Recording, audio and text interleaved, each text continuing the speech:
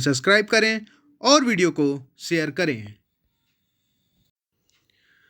तो दोस्तों, किसी ने बहुत कमाल की बात कही है कि कोशिश हमेशा परिणाम मिलने तक करें, क्योंकि दुनिया सिर्फ परिणामों को सलाम करती है, कोशिशों को नहीं। तो दोस्तों, एक बार फिर आपका स्वागत है SSC GD 2022 T20 mock test series में। मैं आशा करता हूं कि प्रीवियस में जो हम लोग वीडियो करते आ रहे हैं, आप लोग उसका एनालिसिस जरूर करते होंगे और अपना score card please comment box में ज़रूर बता दिया कीजिए। और ये है वीडियो नंबर 8 है ये प्रैक्टिस सेट का। तो आइए हम लोग बढ़ते हैं आज के पहले क्वेश्चन की तरफ। तो दोस्तों, पहला क्वेश्चन है, मोहनजोदड़ो में सबसे बड़ा भवन कौन सा है? ऑप्शन ए है विशाल स्नानागार, ऑप्शन बी धान्यागार, ऑप्शन सी स्तंभ हाल, ऑप्शन डी 2 मंजिला मकान। तो दोस्तों, इसका आंसर बताइए आप लोग।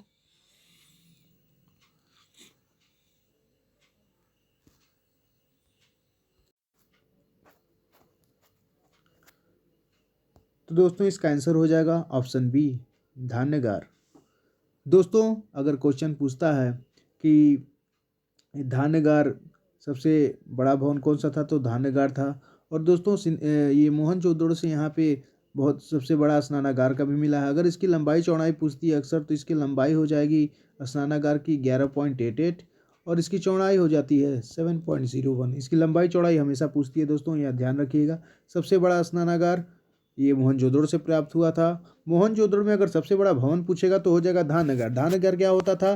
तो दोस्तों, जो फसल जो बोए जाते थे उसका अधिशेष जो बच जाता था तो इस धान्यागार में रखा जाता था। तो इससे ये भी सिद्ध होता है कि सिंधु घाटी की सभ्यता कृषि भी की जाती थी।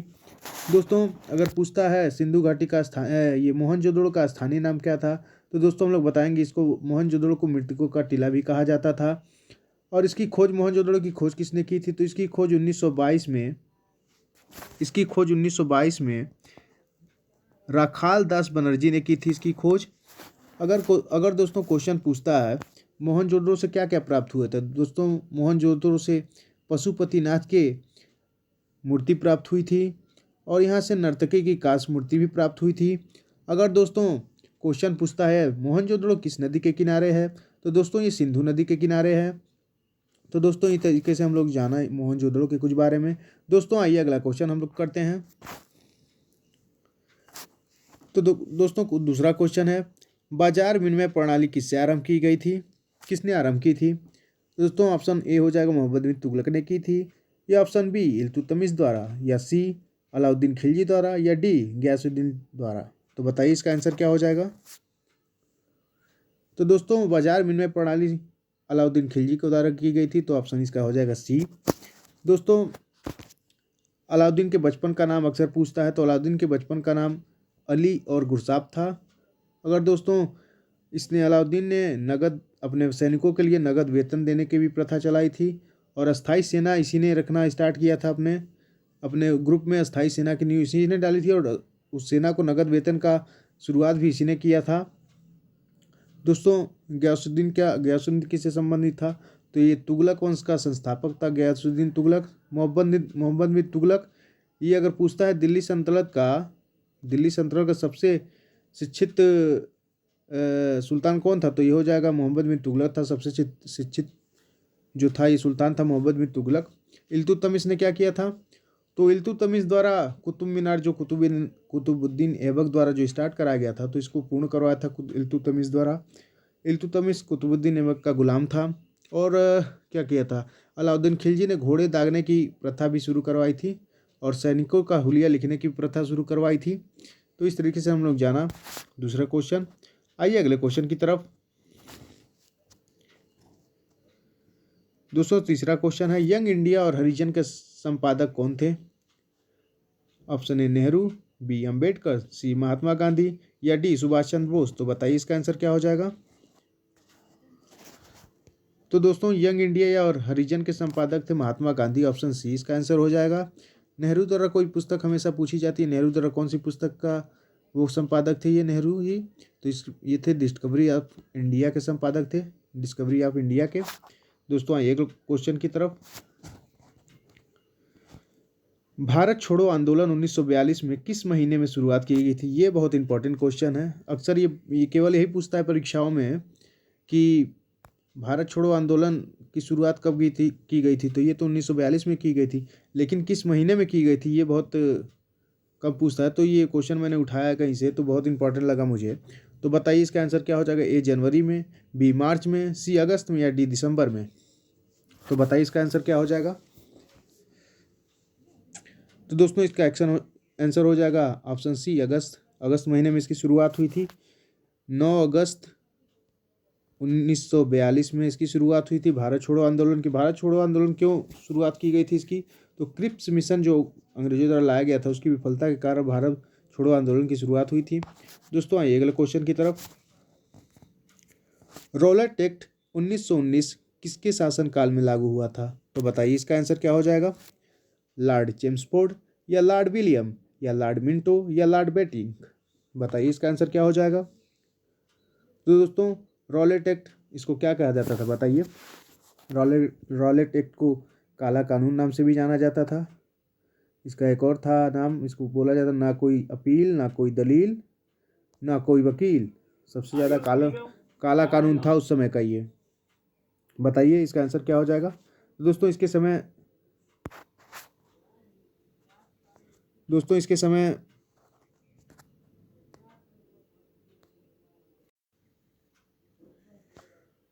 इस समय गवर्नर जनरल था लॉर्ड चेम्सफोर्ड। इस समय गवर्नर जनरल लॉर्ड चेम्सफोर्ड था।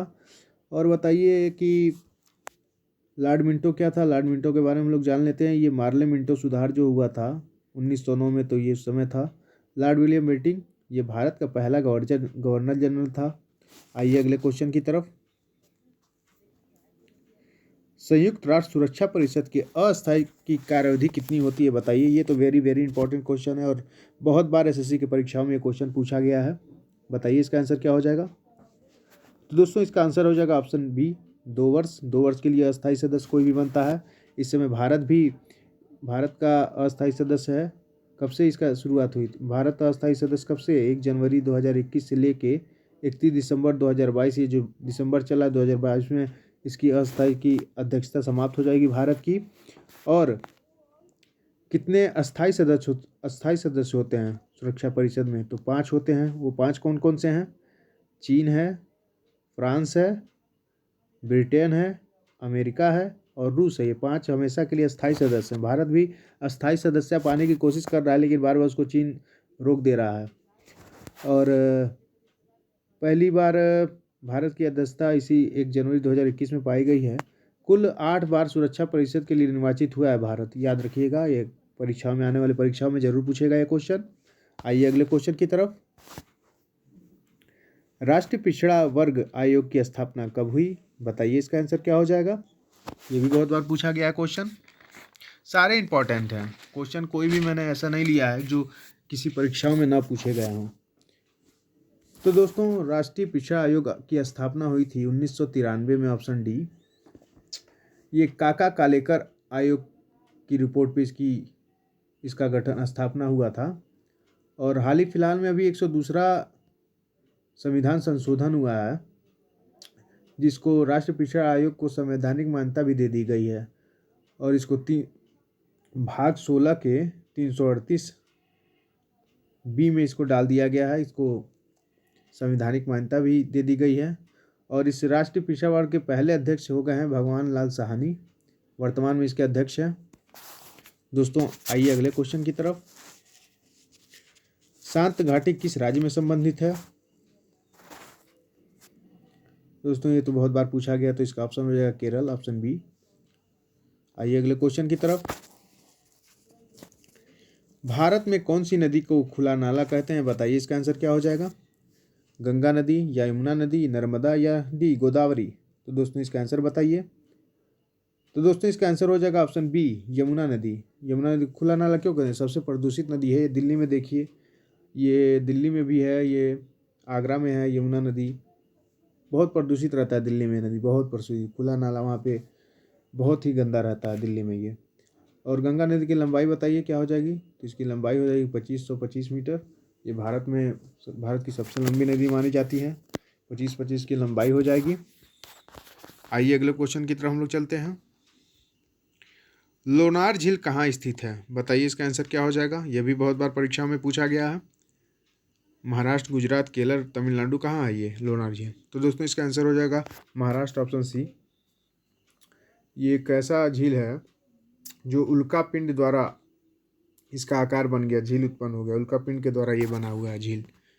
दोस्तों आइए अगले क्वेश्चन की तरफ। निम्नलिखित में से कौन सी रबी फसल नहीं है? जौ, गेहूं, मूंगफली या सरसों?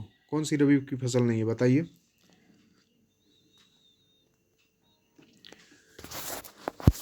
तो दोस्तों इसका आंसर हो जाएगा ऑप्शन सी, मूंगफली। ये रबी की फसल नहीं है। बाकी जौ रबी की फसल है, गेहूं रबी की फसल है, सरसों रबी की फसल है। रबी की फसल कब बोई जाती है? तो ये अक्टूबर नवंबर में बोई जाती है और मार्च या अप्रैल में ये काट लिया जाता है ये रबी की फसल को। और आपका खरीफ की फसल कब बोई जाती है? तो जून जुलाई में बोई जाती है खरीफ की फसल और नवंबर या दिसंबर में इसको काट लिया जाता है। उदाहरण क्या है इसका? खरीफ के फसल के कुछ उदाहरण हम लोग जान लेते हैं। जैसे गन्ना हो गया खरीफ की फसल में, बाजरा हो गया, मक्का हो गया, कपास खरीफ की फसल में आता है आपका, अरहर आता है खरीफ की फसल में, धान खरीफ की फसल के सबसे महत्वपूर्ण उदाहरण है। ये हमेशा परीक्षाओं में पूछता है। दोस्तों आइए अगले क्वेश्चन की तरफ। सबसे कम क्षेत्र वाला भारत का पड़ोसी देश कौन सा है, बताइए। इसका आंसर क्या हो जाएगा? ए श्रीलंका, बी नेपाल, सी बांग्लादेश या डी भूटान? बताइए इसका आंसर। तो दोस्तों इसका आंसर हो जाएगा भूटान, ऑप्शन डी। ये सबसे कम क्षेत्र वाला भारत का पड़ोसी देश है। बहुत ही कम क्षेत्र है इसका भारत के पड़ोसी देशों में। इसे तड़ित झंझावात का क्षेत्र करता है, जैसे कि इसको बोला जाता है इंग्लिश में लैंड ऑफ थंडर बोल्ट के नाम से भी जाना जाता है। इसको बहुत बार परीक्षाओं में पूछा गया है। और ये भूटान भारत के 4 राज्यों से इसकी सीमा लगती है। बांग्लादेश भारत के कितने राज्यों से इसकी सीमा लगती है? तो बांग्लादेश 5 राज्यों की सीमा लगती है। नेपाल भी 5 राज्यों की सीमा लगती है नेपाल से भी। श्रीलंका से किससे अलग होता है, कौन से जलमंडल? तो पाक जलमंडल है जो अलग करता है तमिलनाडु से इसको। आइए अगले क्वेश्चन की तरफ। पीतल मिश्र धातु का मुख्य घटक कौन सा है, बताइए। ए तांबा या जस्ता, बी तांबा सोडातु, तांबा या निकल या तांबा या टीन? बताइए इसका आंसर क्या हो जाएगा। तो दोस्तों इसका आंसर होगा तांबा या जस्ता, ऑप्शन ए। पीतल इसी का मिश्र तांबा एवं जस्ता से मिश्रण से इसका पीतल बनता है। आइए अगले क्वेश्चन की तरफ। ताजमहल किससे प्रभावित हो रहा है? दोस्तों ये वेरी वेरी इंपॉर्टेंट हुआ है। राज्य या केंद्र किसी भी गवर्नमेंट एग्जाम में क्वेश्चन पूछता है तो हो जाएगा इसका SO2 या CO या NO या CO2? बताइए इसका आंसर क्या हो जाएगा। तो इसका आंसर हो जाएगा SO2। जैसे कि सल्फर डाइऑक्साइड के कारण ताजमहल का रंग जो है कि फीका पड़ रहा है। आइए अगले क्वेश्चन की तरफ। गुब्बारों में कौन सी गैस भरी जाती है? ए हाइड्रोजन, बी ऑक्सीजन, सी कार्बन डाइऑक्साइड या डी हीलियम? तो दोस्तों गुब्बारों में हीलियम गैस भरी जाती है, इसका ऑप्शन हो जाएगा डी। और दोस्तों वायुयान के टायरों में भी हीलियम गैस भरी जाती है। और जब जैसे गोताखोर जो होते हैं वो जब पानी के ज़्यादा ऊपर अभी सतह पे ही रहते हैं तो ऑक्सीजन गैस का प्रयोग करते हैं। लेकिन जब उन्हें काफ़ी अंदर जाना रहता है तो वो ऑक्सीजन के साथ साथ हीलियम का भी प्रयोग करते हैं। काफ़ी गहराइयों में जाते हैं तो वो। आइए अगले क्वेश्चन की तरफ। प्लेग किससे फैलता है, बताइए। जीवाणु से फैलता है या विषाणु से या प्रोटोजोआ से या कवक से? बताइए किससे फैलता है प्लेग। तो दोस्तों इसका आंसर हो जाएगा ऑप्शन ए, जीवाणु से। जीवाणु के अन्य और क्या क्या मतलब, और जीवाणु जैसे जीवाणु से और कौन सी बीमारियां होती हैं? तो निमोनिया होती हैं, हैजा बैक्टीरिया से ही होता है, टाइफाइड, काली खांसी, ये सब जीवाणु के लक्षण जीवाणु द्वारा होते हैं। विषाणु द्वारा एड्स, चेचक भी होता है विषाणु द्वारा, वायरस द्वारा। पोलियो भी होता है विषाणु द्वारा। डेंगू भी होता है। और एक होता है रेबीज भी विषाणु के द्वारा होता है। प्रोटोजोआ से होने वाली बीमारियां कौन कौन सी हैं? पायरिया, कालाजार, मलेरिया और सोने की बीमारी, ये सब प्रोटोजोआ से होने वाली बीमारियां हैं। कवक से बताइए कौन सा होता है? कवक द्वारा फैलने वाली बीमारी गंजापन जो होता है, गंजापन ये कवक द्वारा ही होता है। दमा की बीमारी भी ये भी कवक द्वारा होती है। दांत खाज खुजली ये भी सब और कवक द्वारा ही। और एक एथलीट फुट नामक एक बीमारी होती है, ये भी कवक द्वारा ही होती है। आइए अगले क्वेश्चन की तरफ। मुद्रास्फीति के समय मुद्रास्फीति के समय के दौरान की दरों में निम्नलिखित में से क्या होगा? वृद्धि होती है या कमी होती है या स्थिर बने रहना या गड़बड़ जाना, क्या होता है? तो दोस्तों मुद्रास्फीति, जैसे जब मुद्रास्फीति होती है तो इसमें दरों क्या होता है, दर की वृद्धि हो जाती है इसमें। तो इसका आंसर हो जाएगा ऑप्शन ए, वृद्धि हो जाती है इसमें। आइए अगले क्वेश्चन की तरफ। मुद्रा आपूर्ति किसके द्वारा नियंत्रित की जाती है? तो ये तो सब लोग जानते होंगे।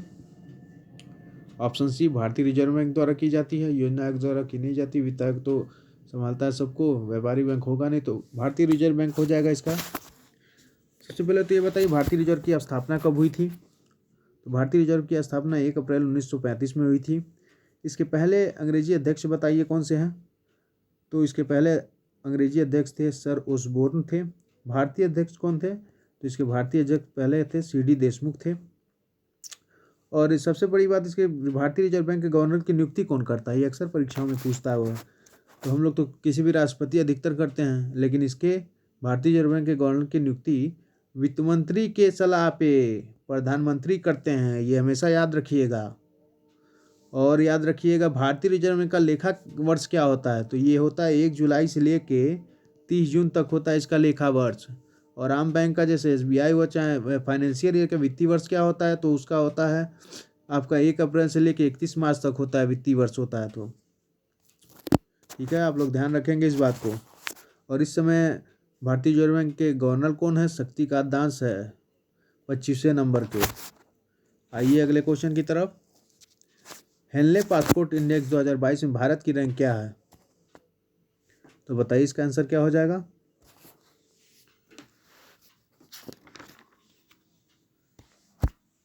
तो 89 नंबर पे या 89 नंबर पे या 85 या 19 नंबर पे। तो देखिए इस समय है, ये देखिए यहाँ मिसप्रिंट हो गया है, तो 83 कर लेंगे इसको।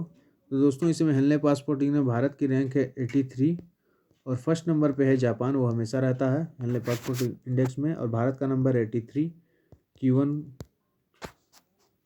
अगले क्वेश्चन की तरफ आइए। दोस्तों ये आखिरी क्वेश्चन है इस वीडियो का। बायोटेक स्टार्टअप प्रदर्शनी 2022 का आयोजन कहाँ किया गया था? बताइए इसका आंसर।